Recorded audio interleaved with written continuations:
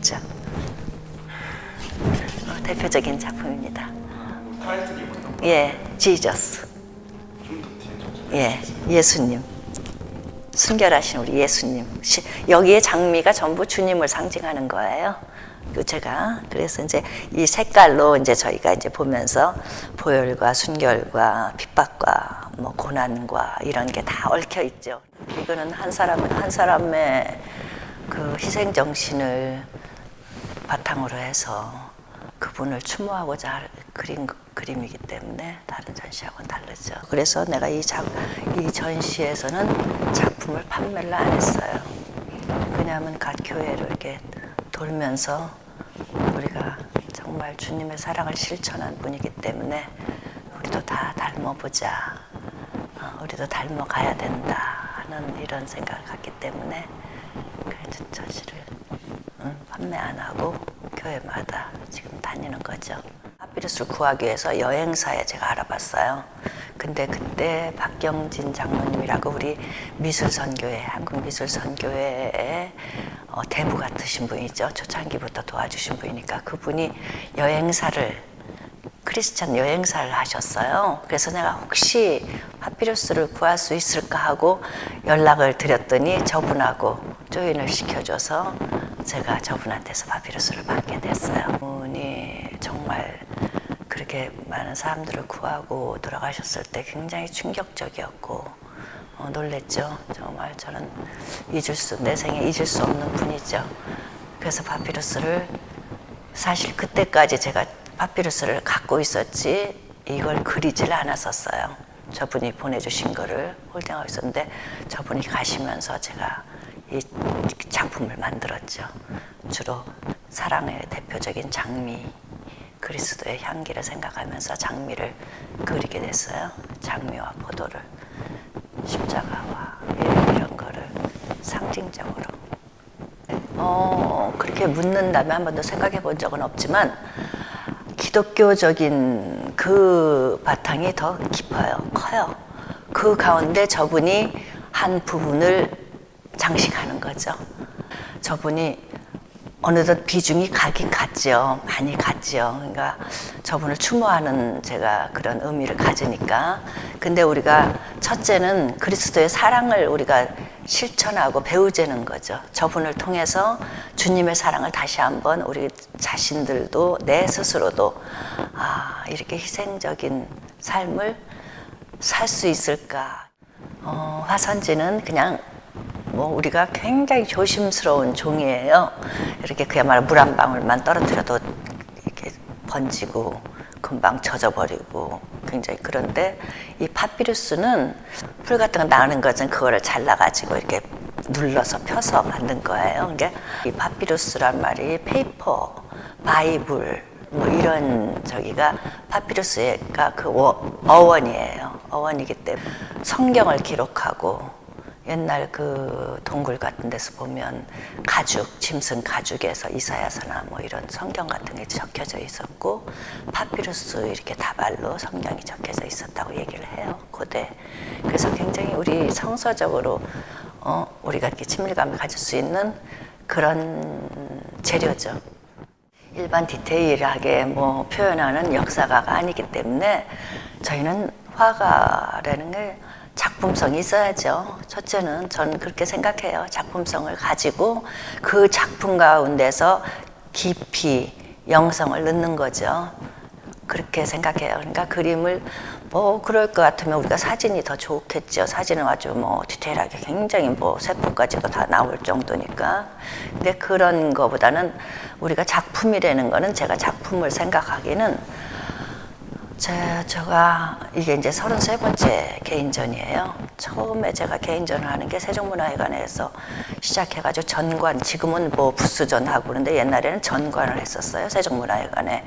그래서 그때 이제 2000년도에 저희가 하기 시작했는데 전관을 하면서 그때는 참 열심히 그린 작품으로 굉장히 다양한 작품을 전관이니까 굉장히 많은 작품을 전시했어요. 전시해서 이런 부분 저런 부분도 생각하고 디테일한 것도 있고 이랬지만 지금은 이제 그런 거에서 많이 함축된 것 같아요. 함축된 것 같아서 이 작품에 보면서 저는 추상화를 별로 그렇게 저는 높이 사질 않아요.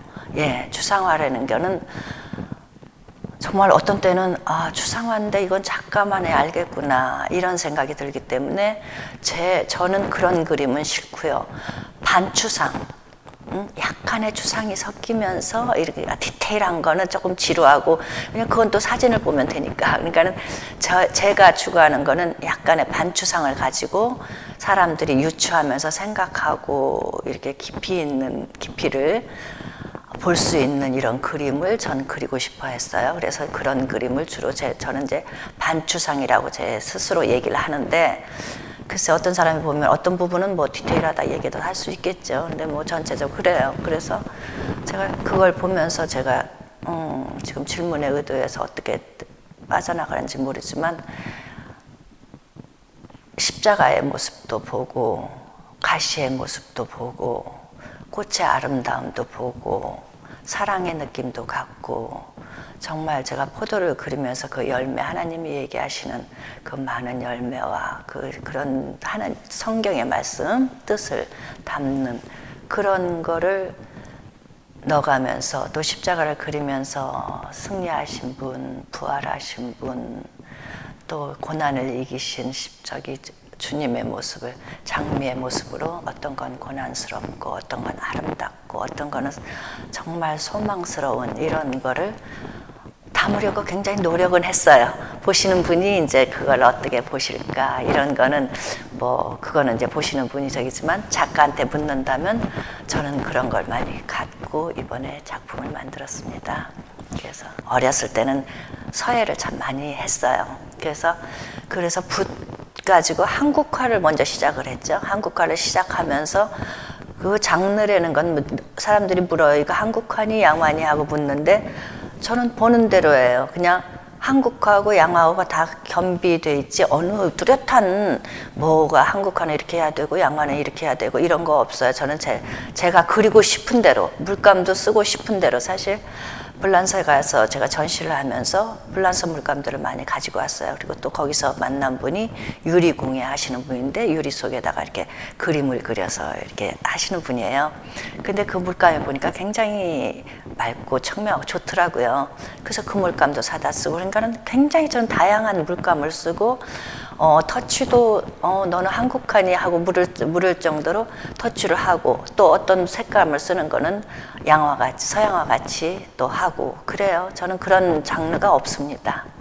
없이 그냥 고루 사용해요. 저는 주로 굉장히 많이 행복해요.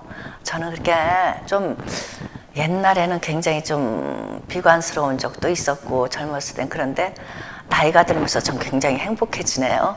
그리고 최근에는 또 행복한 게, 우리 아들이 장가 가가지고 아들을 낳았어요. 그리고 딸이 시집 가가지고 딸을 낳았어요. 그게 손주가 넷이에요. 근데 걔네들이 저를 굉장히 행복하게 해요. 그래서 아이들이 이렇게 행복을 줄 줄은 상상을 못했는데, 토요일이면 아이들이 전부 저희 집에 와서 같이 요를 까는 게 아니고 이불을 깔고 잡니다.